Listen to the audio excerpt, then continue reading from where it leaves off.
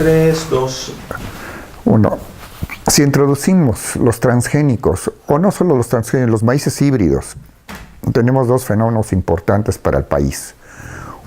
Uno es la sustitución de los maíces que llamamos comúnmente criollos, o los frijoles, los tomates criollos, por semillas industriales, ligados directamente a las grandes compañías de agrotóxicos y de semillas, que son solamente tres industrias a nivel mundial: Syngenta, DuPont, Dow Jones, Monsanto y ahorita de la Bayer, etc. Y entonces ellos ya empiezan a controlar el 30-40% de nuestra agricultura, y hay versus la diversidad biocultural de las semillas, hay una pérdida de diversidad y una erosión genética de nuestro sistema alimentario por la introducción y por las políticas de la Zagarpa de introducir masivamente las semillas llamadas mejoradas, las semillas híbridas, que no hay nada contra las semillas híbridas siempre y cuando fueran de semillas con germoplasma local. De tal manera que estamos sustituyendo nuestras semillas de una manera importante, nuestra diversidad del sistema alimentario. Pero el tema central es si el pueblo mexicano consume 350 gramos de manera directa, no mediada por vacas, etcétera, de maíz. El tema central es ¿por qué exponer al pueblo mexicano al experimento biológico más importante del siglo XXI, del siglo XX-XXI, que son la ingesta de semillas transgénicas, de alimentos transgénicos, si todavía científicamente no nos ponemos de acuerdo si hacen daño o no, tanto a la salud humana o al medio ambiente? Sabemos ahora, tenemos de manera importante, sabemos ahora que sí hay una influencia por lo menos subaguda negativamente hacia la salud humana.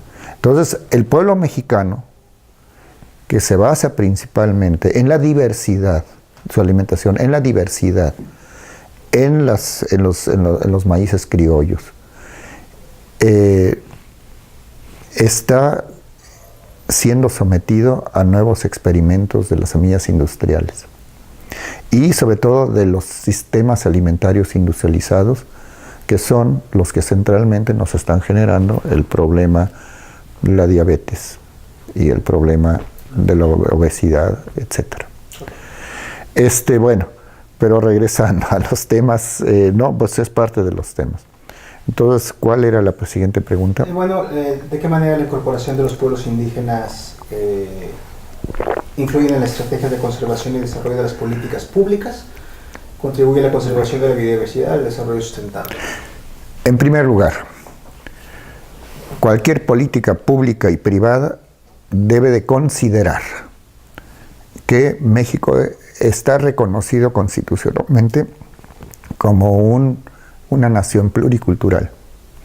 Todas las políticas, incluyendo las leyes, tienen que ser sometidas al consentimiento libre e informado de buena fe de los pueblos indígenas.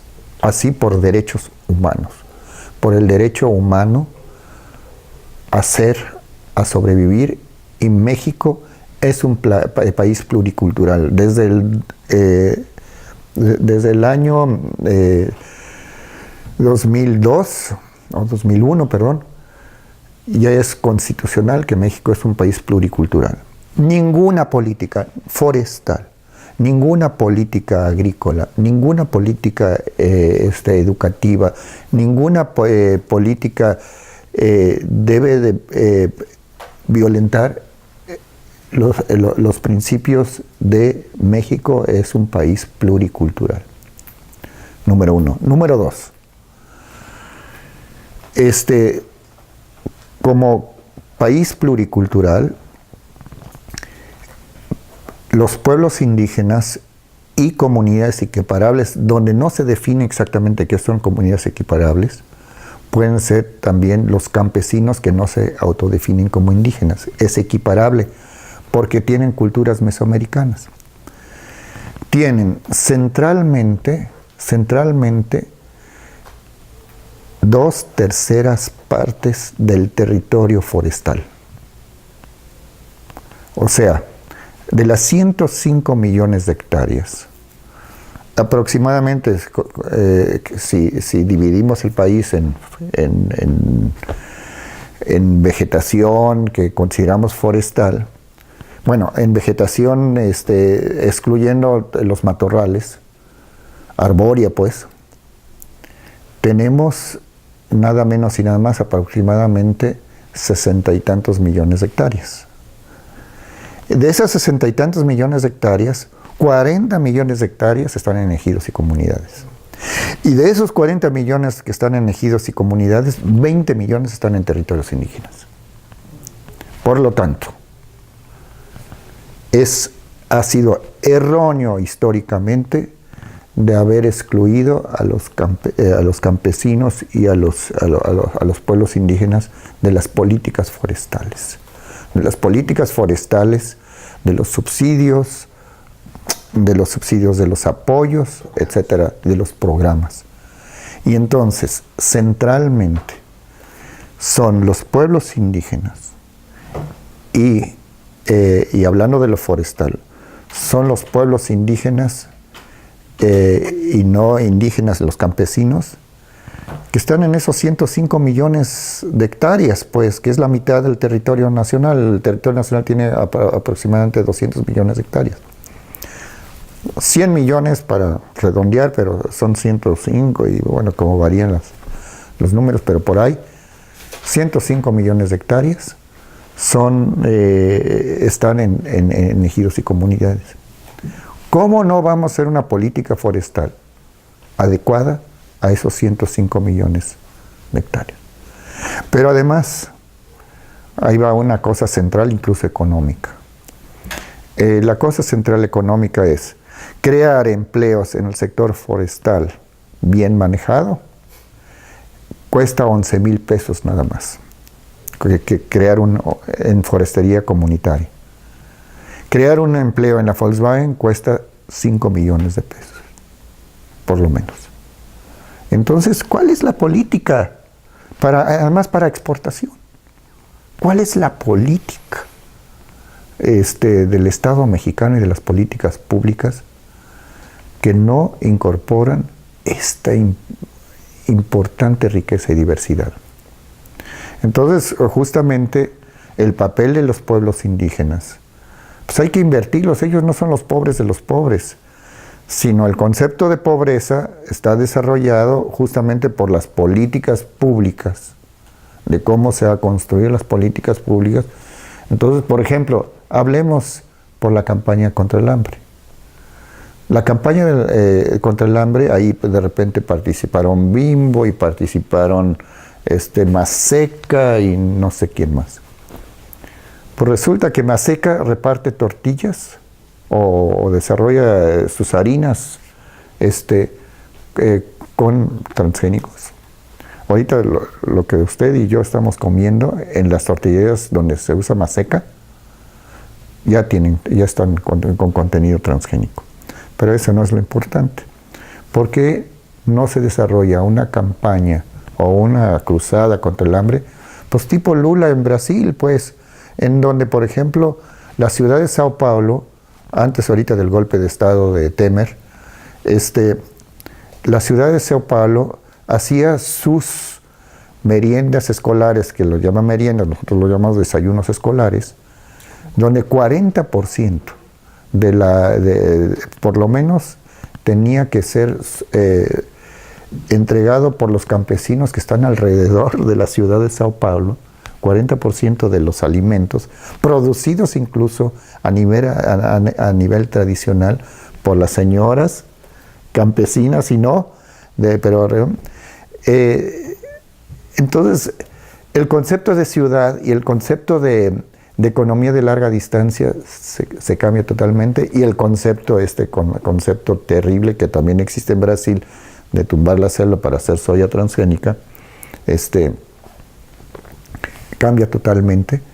Y entonces, ¿por qué no hacer una campaña o una cruzada contra el hambre con la gente local? Y eso lo dijo nada menos y nada más que el relator de las Naciones Unidas, Schutter, para decir que ustedes tienen un sistema alimentario, que parte de los indígenas, el mexicano, para decirlo de alguna manera, que va contra la obesidad, que va contra el hambre, pero apoyen a los pequeños productores, conviertan los pequeños productores en el motor del desarrollo de México. Y entonces, en ese sentido, yo diría igual, conviertan el CONAFOR, conviertan, pero lo forestal no es, y esto es muy, muy importante decir, solo muy poquitos ejidos y comunidades ejidales viven solo de la madera.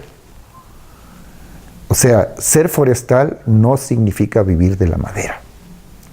Es múltiple el ataque, pues. Tan múltiple es que una economía campesina se compone de lo de que viene la migración, se compone de la madera, se compone de otras cosas. De tal manera de que es una visión distinta de lo que es un ejido y una comunidad, incluso forestal. Bien, doctor, vamos a ya 45 minutos. Yo le advertí. Ya lo sé, vamos, me voy a brincar algunas, pero me voy a las más básicas. ¿Considera usted que el manejo forestal comunitario de México es una estrategia que contribuye a la conservación del patrimonio biocultural? Y unido a eso, ¿qué debe hacer la CONAFOR? Por supuesto.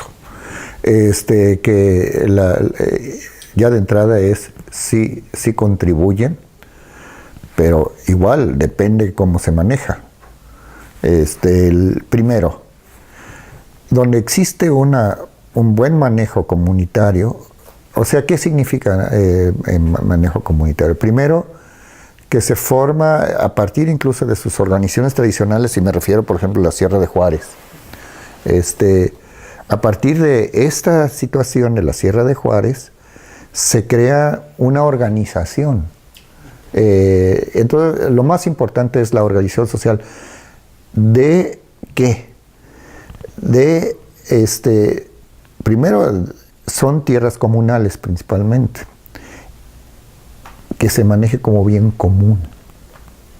Y lo que hicieron las reformas salinistas y le dieron al traste del buen manejo del bosque en las selvas de Quintana Roo fue justamente romper la idea del bien común y de la parte de manejo comunitario para parcelar. Entonces a cada campesino o cada indígena le correspondían 3 metros de caoba, 5 metros de caoba, que muchas veces vendía ya al comprador por años. Oye, te voy a dar 100,000 pesos, pero por 10 años tú me das todo tu caoba, tus 3 metros.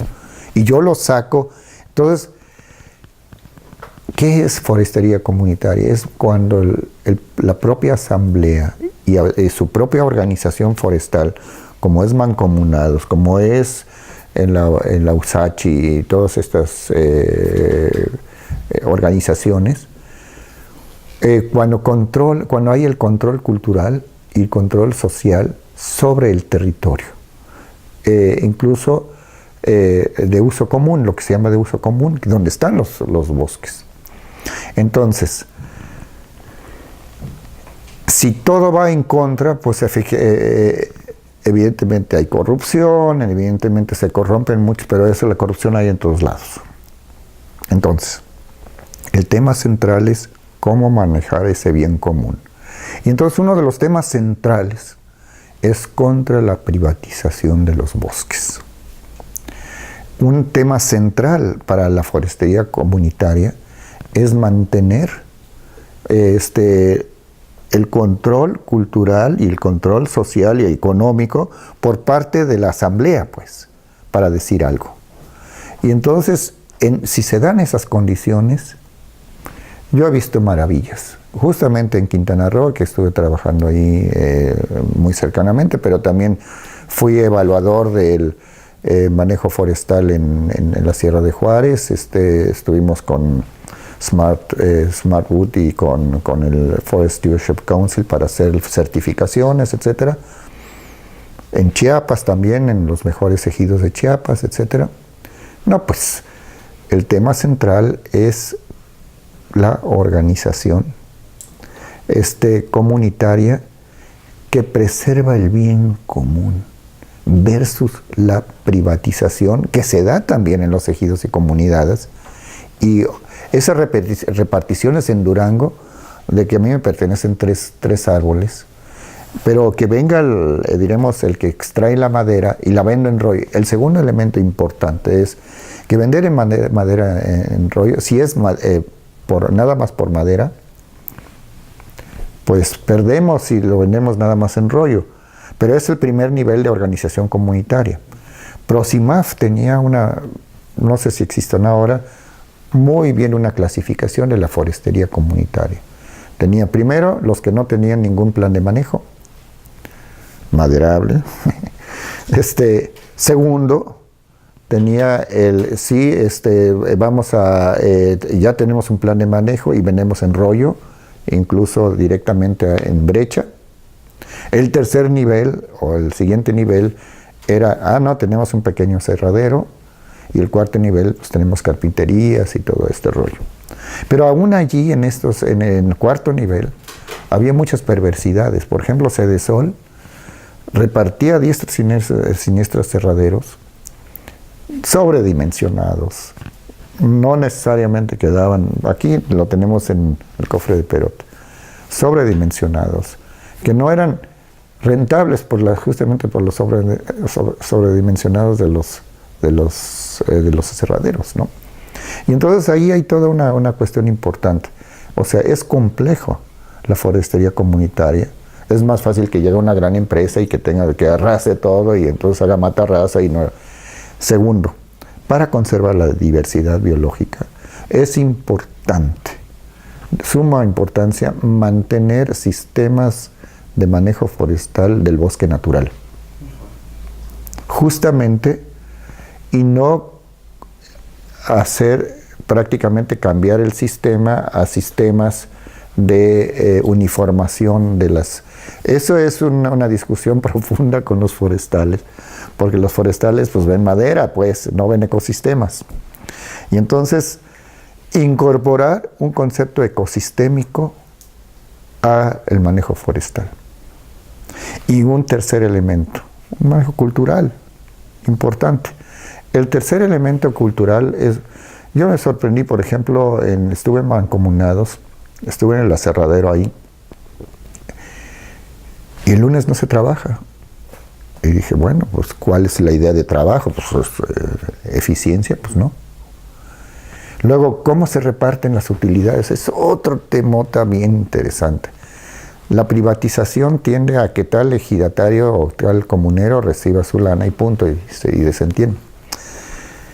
En Mancomunados justamente tuvieron su venta generaron una empresa de agua con las mujeres, bien interesante. Y entonces venden el agua baja y le disputan a la Coca-Cola, que la Coca-Cola les disputa también sus manantiales, que no es cosa menor. Pero bueno, la venta del agua. Y allí tenían incluso un pequeño centro médico hasta quirófano, pagado por la empresa. Incluso pusieron la escuela, pusieron la casa municipal, etcétera, la agencia municipal, etcétera. Son muchas cosas que sustituyen al gobierno, que el gobierno tiene que hacerlo, pero ellos tienen el control cultural de todos estos procesos. Yo estoy hablando del año 2000 y anterior, del 1990 a 2000. Y entonces estos años donde Prosimaf estaba en auge, pues un procedimiento no de concesiones de servicios forestales, sino directamente estaban organizados. Y lo que me di cuenta es que cuando la asamblea siente que aquí hay cosas rectas, que hay un buen manejo, que no es, porque lo que pasa es, había una perversidad muy importante para los técnicos forestales. Entre más áreas y más metros vendían, se vendía, más entraba para el técnico forestal. O sea, había como una ecuación, no sé si sigue existiendo eso, de cuántos metros. Entonces los metros estaban sobredimensionados. Pero ahí la asamblea, los ancianos decían, tenemos 100 metros o no sé cuántos de cedro o 100 metros de pino encino. Pues, no se nos hace demasiado, y entonces los propios en la asamblea reducían lo que sería la posibilidad para cortar. Entonces, conclusión, es absolutamente necesario para mantener los servicios ambientales. 1. 2. Absolutamente necesario para mantener la biodiversidad, de considerar todo esto patrimonio biocultural. O sea, es que no es solamente selvas y bosques, sino es un manejo territorial de paisajes bioculturales. Se trata de 8,000 ejidos y comunidades forestales, no son tantas, en México. Pero no todos tienen, que hace falta, pues, primero clasificarlos exactamente y hacer una estrategia múltiple hacia eso. Pues más o menos en rápido. Nada más, ya nos contestó también que los criterios que utilizó de metodologías para hacer la hizo. Creo que las diferentes disciplinas que intervienen, si quiere abundar sobre algo. Y pues nada más cerrar la entrevista con lo que usted guste decir. Quiero cerrar la entrevista con una cosa central. La cosa central es que el modelo de desarrollo de México tiene que cambiar. Y tiene que cambiar, no son las grandes empresas que nos van a resolver el problema forestal. Tiene que atender directamente el tema de que México es una nación pluricultural. Si no, se están violando derechos humanos básicos. Y en tercer lugar, tiene que ser el manejo forestal no debe ser tutelado por la CONAFOR, como lo está tutelando ahora, con las leyes que el Semarnat CONAFOR. Por ejemplo, cuando voluntariamente dicen, aquí hay una área de conservación comunitaria, entonces de repente ya no pueden hacer cacería tradicional, no pueden hacer esto y lo otro, cuando han mantenido por cientos de años esos valores ambientales. Entonces, es directamente de tener una plataforma común de discusión de cómo se acerca a el manejo forestal, cómo se acerca a las áreas de conservación comunitaria, pero no diciendo, mira, en el satélite vi que desmontaste 15 hectáreas y te voy a quitar por eso y estás violando el convenio que firmamos. Eso es tutelar. La cuestión es cómo organizar desde las propias comunidades. Y hay un elemento más central. La población que vive ahí está envejeciendo rápidamente. Eso es importante. Y esa población está envejeciendo porque no le da alternativas también por todo el sistema maíz, etcétera, no le está dando oportunidades a los jóvenes. Y entonces lo importante es generar desde las comunidades, generar escuelas técnicas, no desde lo que dice la SEP que hay que estudiar, sino de lo que dice las comunidades. Necesitamos, por ejemplo, para mí me impresionó que la USACHI, por ejemplo, ya no tiene ningún técnico forestal que no sea de ellos. Entonces, ese proceso tiene que ser nacional. Ese proceso tiene que ser nacional, de tal manera de que los técnicos forestales, primero los técnicos forestales deben ser todólogos, deben de conocer mucho más sobre ecología, sobre paisajes bioculturales, etcétera, y no ver un árbol como madera. Y eso se lo digo a la CONAFOR. O sea, tiene que ser una visión completa, holística, donde se integran maderables, no maderables, bioculturalmente aceptables. Servicios ambientales. Donde los servicios ambientales igual tienen que ser culturalmente adecuados. Entonces tiene que pasar por el tamiz del consentimiento libre e informado, cualquier cuestión de esto. En fin, esto es más o menos lo que podemos decir en 3/4 de hora, que ya son 1 hora. Muchísimas gracias, doctor. No sé si cumple con los objetivos. Besos.